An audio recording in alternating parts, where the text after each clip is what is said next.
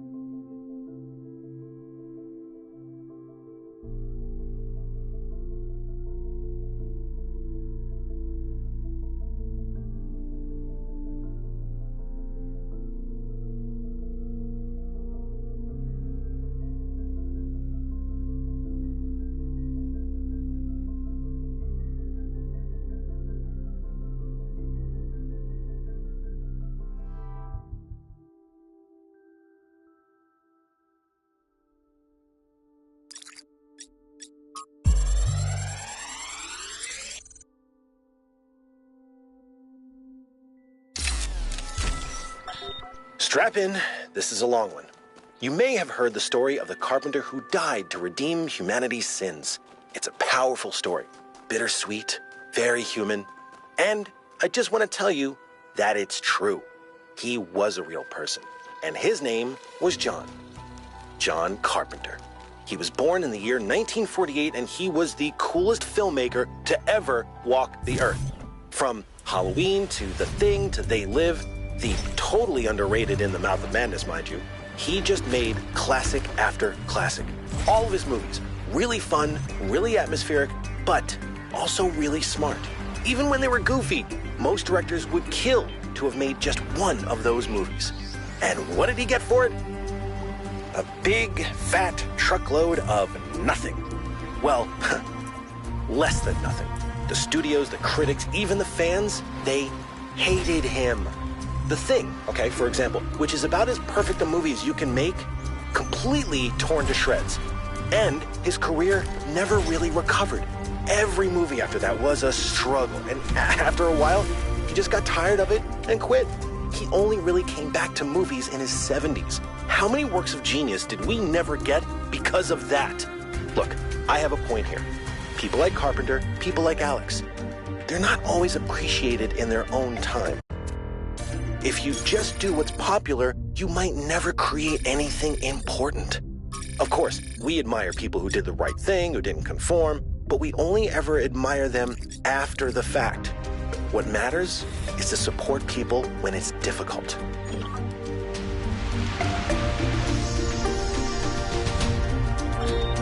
Sometimes it seems the only choices we have are renouncing civilization or mindless expansion. But that's not the only path forward. Embracing deliberate control over nature doesn't have to mean destruction.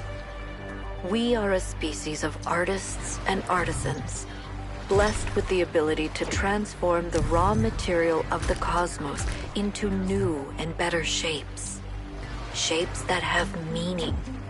With our technology, we can take this chaotic world, so full of suffering, and turn it into a work of art.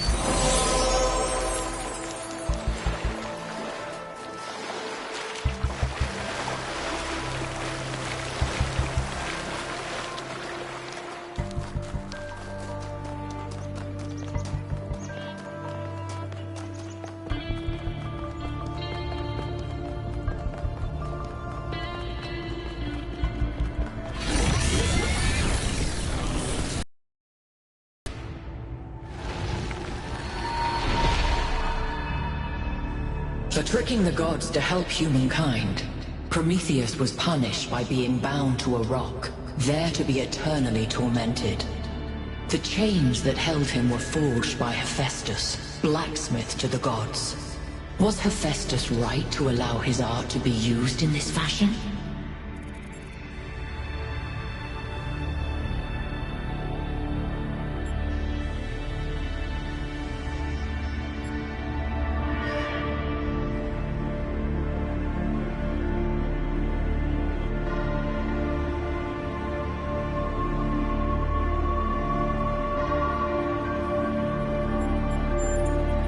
And should Tantalus not be punished for taking the life of his son? If crimes are not punished, those who suffer most are those who cannot defend themselves.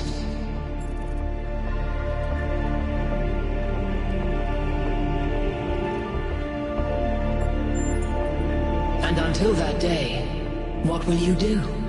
You speak of the future, but you live in the present. As you continue your journey to the flame, remember Hephaestus and the burdens of the blacksmith.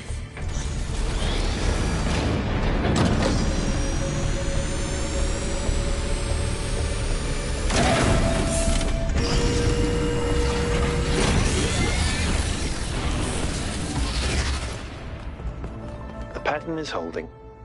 Solve the puzzles, enter the tower, speak to an entity, turn on the beam. It's like she's appealing to our past, reminding us of where we came from, but changing enough elements to make us view our history through a different lens. Or maybe I'm completely missing the point. I don't know.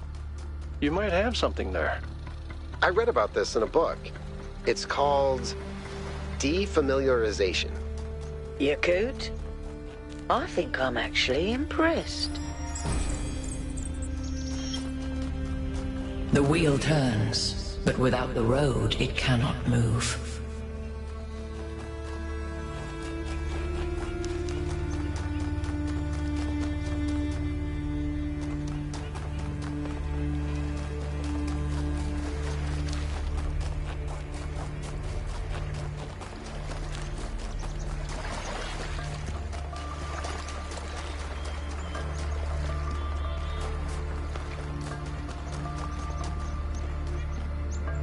Hey there, 1K.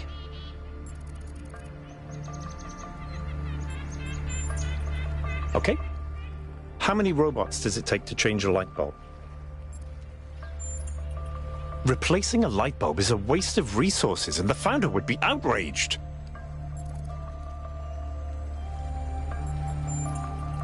You know, Herman had the same reaction. Then at least we may be able to find out what happened in New Jerusalem, why she came here.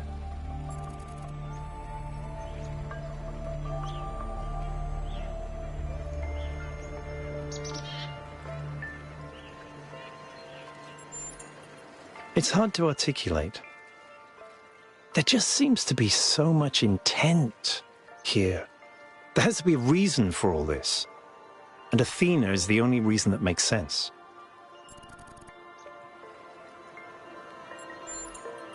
Could be? Yes, of course.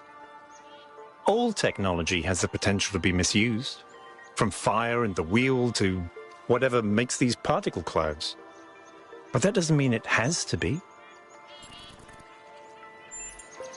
I think every single human being is completely unique, and every instance of consciousness is a miracle.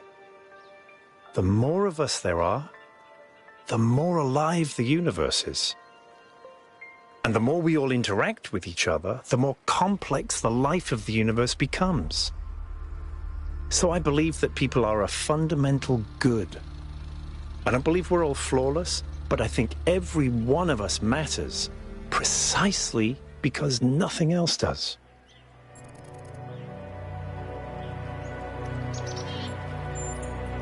In the principle of it, no. It's not just that I believe humanity is fundamentally good, although I do. It's that I think sentience is the foundation of everything else. What's the point of stars and galaxies, of hills and forests, without someone to perceive them. But my faith that we can actually grow up, that we can break out of these loops and take control of our destiny, that's something I struggle with every single day.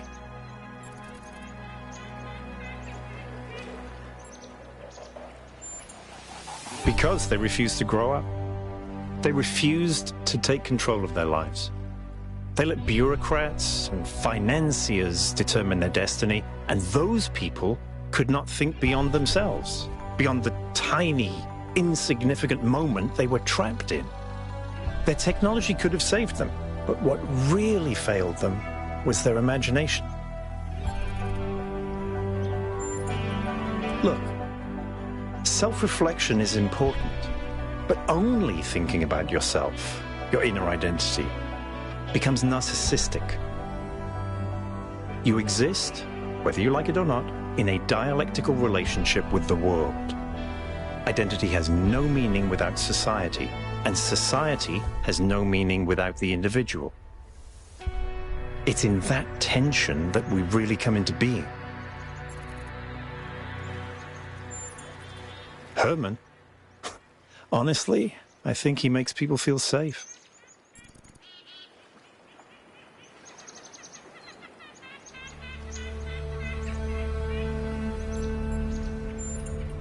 Precisely. Our curiosity, our creativity, our ability to grow, everything that made us who we are. To me, that's not worth it. Athena was always trying to understand the reality underneath what we perceive, the objective truth. That's why she was capable of leaving the simulation. And even after she was free, she never stopped trying to understand more. I suspect her research took her another step closer to understanding the truth. And such steps always challenge our conception of the universe. But that's the wonderful thing about science. We can adapt our views to the evidence. In the sense of an interventionist deity? No.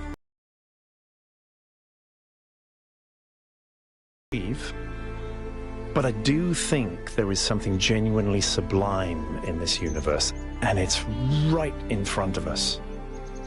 Consciousness. The fact that this sense of self is even possible, that an arrangement of matter can produce a self-aware mind? Think about it. It's a fundamental property of the universe, an unbreakable law that matter has the inherent capacity to become more than the sum of its parts. That is the definition of transcendence.